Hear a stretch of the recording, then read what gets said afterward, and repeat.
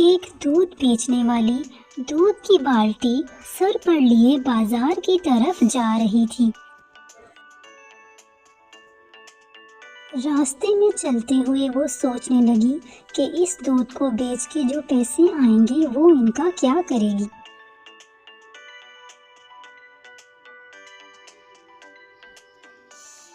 وہ چلتے چلتے سوچنے لگی کہ وہ اس دودھ کو بیچ کر اس کے پیسوں سے کسان سے ایک مرغی لے گی جو روزانہ انڈے دے گی، اور ان انڈے سے چوزے نکلیں گے اور وہ ان چوزوں کو بیچ کر ڈھیر سارے پیسے کما لے گی۔ وہ سوچنے لگی کہ وہ اس دودھ کو بیچ کر اس کے پیسوں سے ایک بہترین سا لباس خریدے گی اور اسے کسی تقریب میں پہنے گی جہاں پہ جو بھی دیکھے گا وہ اس کو دیکھ کے خوب سراہے گا اور ساری لڑکیاں اس سے جیلس ہوں گی، اور وہ اپنے بال اتنے خوبصورت طریقے سے بنائے گی کہ ہر کوئی اس سے چلے گا۔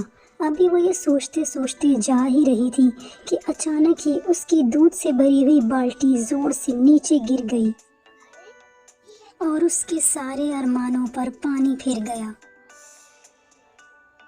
سارا دودھ گرا ہوا دیکھ کے دودھ بیچنے والی بہت ہی زیادہ دکھی ہو گئی اور رونے لگی، اور روتے روتے وہ اپنی ماں کے پاس پہنچی اور اسے سارا ماجرا کہہ سنایا۔